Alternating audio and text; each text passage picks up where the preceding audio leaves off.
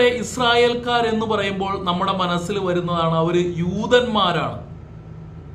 എന്തുകൊണ്ടാണ് ഇസ്രായേൽക്കാരെ യൂതന്മാർ എന്ന് പറയുന്നത്?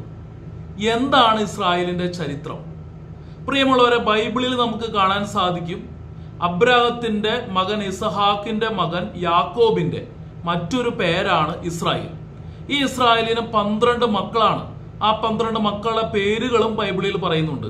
അവർ Reuben, Simeon, Levi, Judah, Dan, Naphtali, Gad, Asher, Issachar, Zebulun, Joseph, Benjamin എന്നിവരാണ്.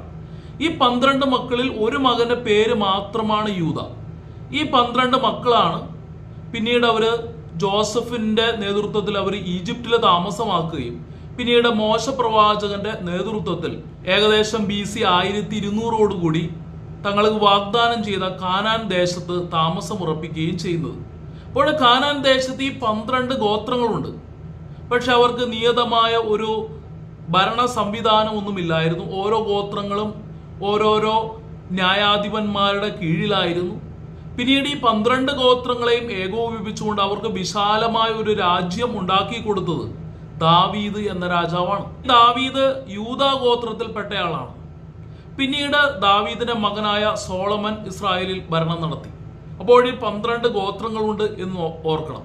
എന്നാൽ സോളമൻ അതികഠിനമായ നികുതിയാണ് ജനങ്ങളുടെ മേൽ ചുമത്തിയിരുന്നത്. മാത്രവുമല്ല, രാജ്യത്തിന്റെ തലസ്ഥാനം ജെറൂസലേമിലായിരുന്നു. ആ പ്രദേശങ്ങൾ, അതായത് രാജ്യത്തിന്റെ തെക്ക് ഭാഗത്താണ് യൂദ, ബെഞ്ചമിൻ ഗോത്രങ്ങൾ താമസിക്കുന്നത്. തെക്ക് ഭാഗത്തായിരുന്നു രാജ്യത്തിന്റെ വികസനം ഭൂരിഭാഗവും നടന്നിരുന്നത്.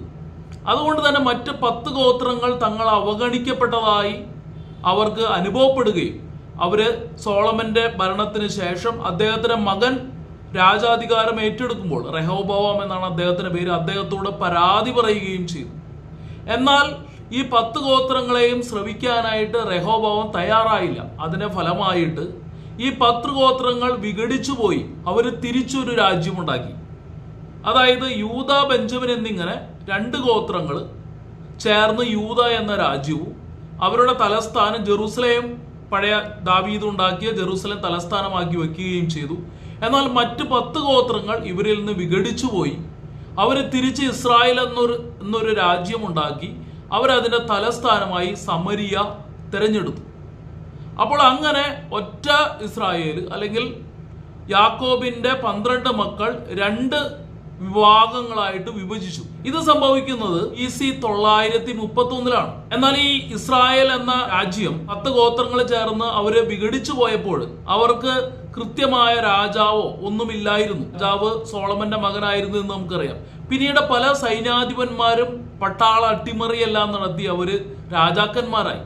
എന്നാൽ ഈ രാജാക്കന്മാരൊന്നും അധികകാലം ഉണ്ടായിരുന്നില്ല. മാത്രവുമല്ല, അവർക്കൊരു ആരാധന കേന്ദ്രവും ഇല്ലായിരുന്നു. യഥാർത്ഥ ആരാധന കേന്ദ്രം ജെറൂസലേം ആയിരുന്നല്ലോ. ജെറൂസലേം ഇപ്പോൾ മറ്റൊരു രാജ്യത്തായിപ്പോയി, യൂദ എന്ന രാജ്യത്തായിപ്പോയി. അങ്ങനെ ഏകദേശം BC 931 മുതൽ BC 721 വരെ 18 രാജാക്കന്മാർ ഈ ഇസ്രായേലിൽ ഭരണം നടത്തി.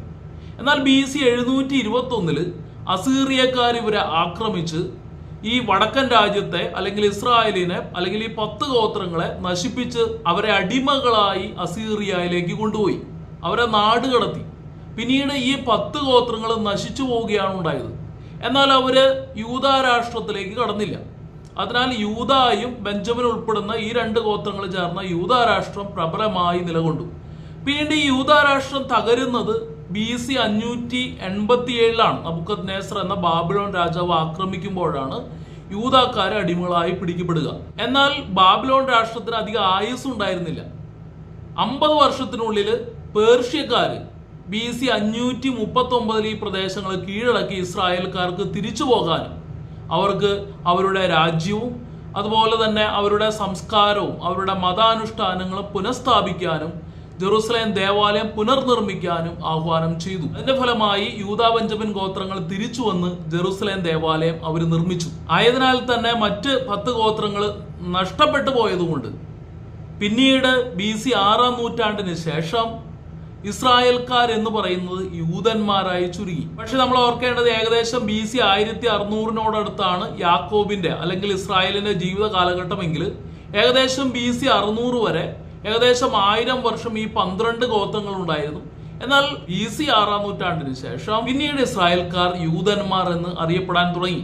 അതുകൊണ്ടാണ് യേശുവിനെ കുറിച്ച് പറയുമ്പോൾ യൂതന്മാരുടെ രാജാവ് എന്നാണ് യേശുവിന്റെ കുരിശിന്റെ മുകളിൽ എഴുതി വെച്ചിരുന്നത്. ഇപ്പോൾ കാര്യങ്ങൾ മനസ്സിലായി എന്ന് വിചാരിക്കുകയാണ്. മറ്റുള്ളവരോടും അറിയാത്ത ഈ ഭാഗങ്ങൾ പങ്കുവച്ച് സുവിശേഷ പ്രഘോഷണത്തിൽ പങ്കാളികളാകുക. ദൈവം അനുഗ്രഹിക്കട്ടെ. ആമേൻ.